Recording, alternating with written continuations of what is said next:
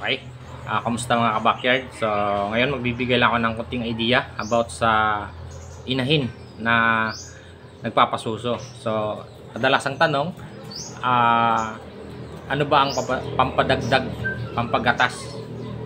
So, yun po talaga ang kadalasan ng tanong. So, una guys, ang considered po natin ang tanong natin is, nagamot nyo po ba ng maayos nung time na nanganak? So mayroon na akong program dyan, may video na ako dyan kung paano gamutin ang inahin kapag bagong panganak. Antibiotic, paglabas ng placenta, then 2 sachet amoxicillin, 5 to 7 days po yan pagbibigay.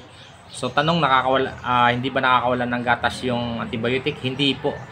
Number 1 na nakakawala ng gatas yung may sakit si Mama Pig, may nararamdaman si Mama Pig.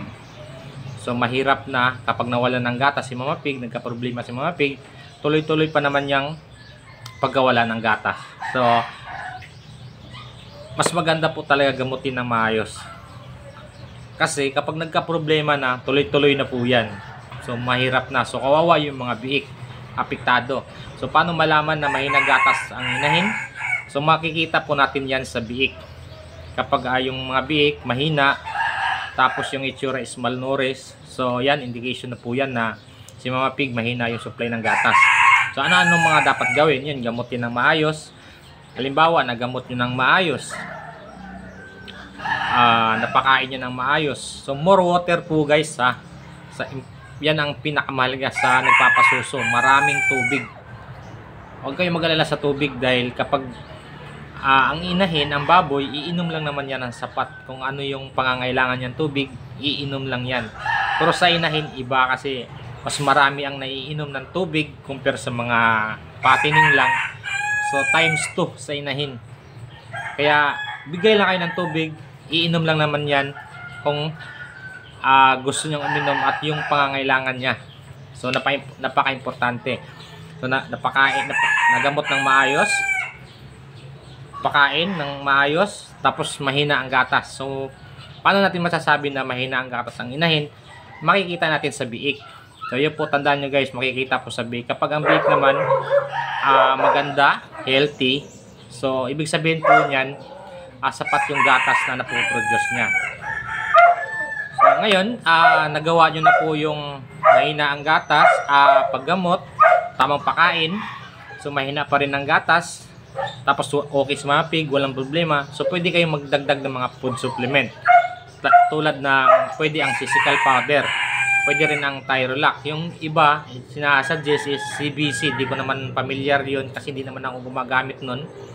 So kung kayo, kung ano yung nakasanayan ninyong pampagatas, magdagdag po kayo. Kasi hindi naman pare-parehas tayo ng ginagamit ng mga product Kasi meron namang product kasi na available dito, sa inyong lugar hindi. So available sa lugar ninyo, sa lugar ko is hindi available. Available man, siguro bihira lang kung saan nabibili po yan. So yun lang po, Tyrolac, sisikal. So maganda po talaga kung magbigay kayo ng regular na sisikal. Kahit buntis yan, start po kasi ako nagbibigay ng sisikal guys. Regular yan. Ini-stop ko lang yan kapag 100 days buntis. Ini-stop ko yan kasi nga ang purpose natin is hindi masyado lumalaki yung biik. Tapos dyan na din ako nag-start ng lactating sa 100 days na buntis. Control, dyan na din ako nagko-control sa pagpapakain dahil para po sa araw ng panganganak may iwasan yung problema.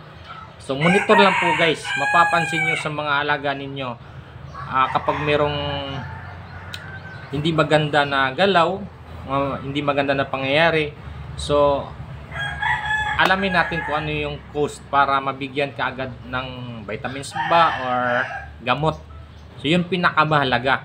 So monitor po talaga. So sa panahon natin ngayon pag bago-bago, so kailangan ng mga magdagdag ng mga food supplement. Any food supplement pwede, hasta kung ano yung nakasanayan ninyo, para dagdag resistensya po, para hindi basta-basta nagkakasakit. So may panlaban kasi sila kapag tama yung mga nutrients na nakukuha nila, sapat yung nutrients na kailangan nila. So, sa mga biik, kapag nagtae naman ng mga biik, so natural lang yung mga biik guys, kadalasan kapag bagong panganak, basa talaga yung dumi. So ako kasi may program na ako dyan, simula pinanganak hanggang may uwalay, kung ano yung program ko sa mga biik para maiwasan yung mga komplikasyon, yung mga pagtatae.